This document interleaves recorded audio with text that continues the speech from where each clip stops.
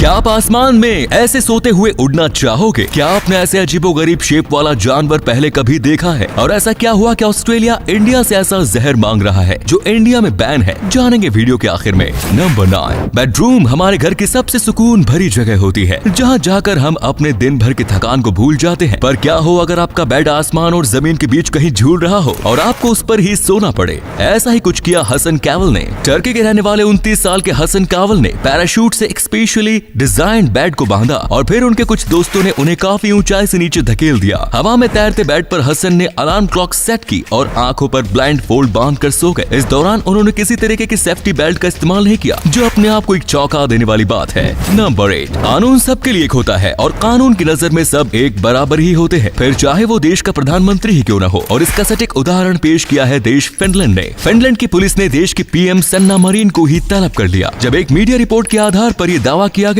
कि पीएम सन्ना मरीन देश के पैसों का गलत इस्तेमाल कर रही है। बताया गया कि पीएम मरीन हर महीने 2.5 लाख रुपयों का दुरुपयोग कर रही है, जो कि ऑफिशियल रेजिडेंस में रहते हुए उनके परिवार पर खर्च हो रहा है, और वो भी उनके चाय और नाश्ते पर। अब क्योंकि ये पैसा देश के लोगों का है, तो ऐसा करना गैर कानूनी है, जिसकी अब जांच हो रही है। उधर पीएम की ओर से ऑफिशियल जवाब तो नहीं आया है, लेकिन खबरें ये भी है कि पीएम मरीन ने अगर अपना पक्ष जल्द से जल्द नहीं रखा तो ये मामला अदालत तक भी जा सकता है। तो दोस्तों, क्या भारत में भी जनता के पैसों का हिसाब इसी तरह नेताओं से लेना चाहिए या नहीं? कमेंट्स में जरूर बताएं।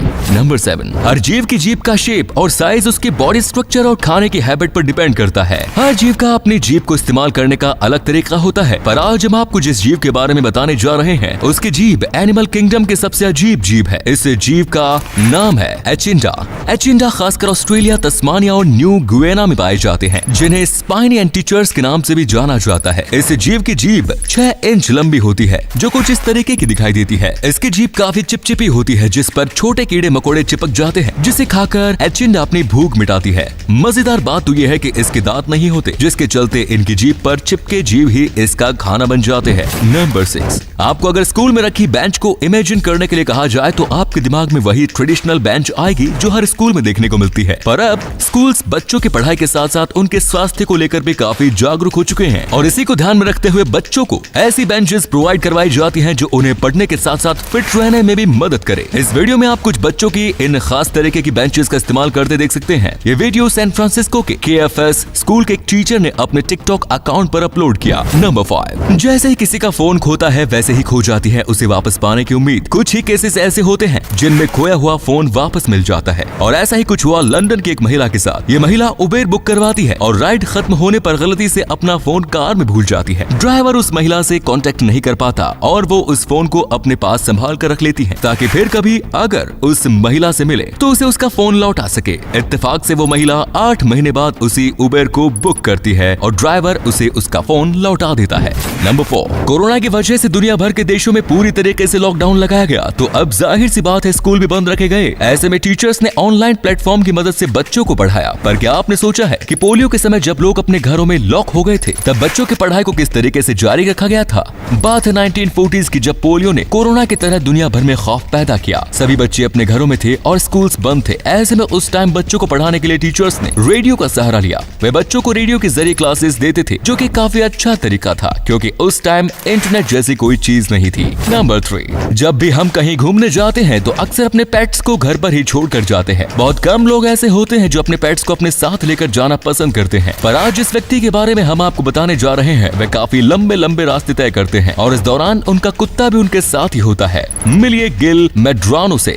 मैक्सिको के एग्वास कैलिएंटीज के रहने वाले गिल अपने 1.5 साल के कुत्ते कैपी के साथ अपनी साइकिल पर लंबे रास्ते तय करते हैं। कैपी 4 महीने का था जब गिल ने उसे अडॉप्ट किया। गिल को लंबी साइकिलिंग राइड्स पर जाना पसंद है, और इस दौरान वे अपने पेट कैपी को भी साथ रखते हैं। उन्होंने अपनी साइकिल के पीछे एक बॉक्स फिक्स किया हुआ है, जिसमें वे कैपी को बिठाकर अपने साथ लॉन्ग ड्राइव्स पर लेकर जाते हैं। नंबर 2, अगर आपसे कोई पूछे कि एक पेड़ कितने लोगों को छाया दे सकता है, तो आप में से ज्यादातर लोगों का जवाब होगा 10, 20 या 50। पर आज जिस पेड़ के बारे में हम आपको बताने जा रहे हैं, उसके नीचे 10,000 से भी ज्यादा लोग एक बार में खड़े हो सकते हैं। इस पेड़ का नाम है the great banyan tree. Calcutta के Acharya Jagadish Chandra Bose Indian botanical garden में मौजूद ये पेड़ अंग्रेजों के जमाने का है। इसकी उम्र लगभग 250 साल है। ये दुनिया का सबसे बड़ा पेड़ है, जो कि 14,500 स्क्वायर मीटर्स में फैला है। एरिया के हिसाब से बात करें तो ये दुनिया का सबसे चौड़ा पेड़ है। इस पेड़ की देखरेख के लिए 7 से 8 लोगों की टीम काम करती है। 3372 प्रॉप रूट्स और 486 मीटर कैनपी सर्कमस्टेंसेस के साथ इस पेड़ ने Guinness book of world records में अपना नाम शामिल किया।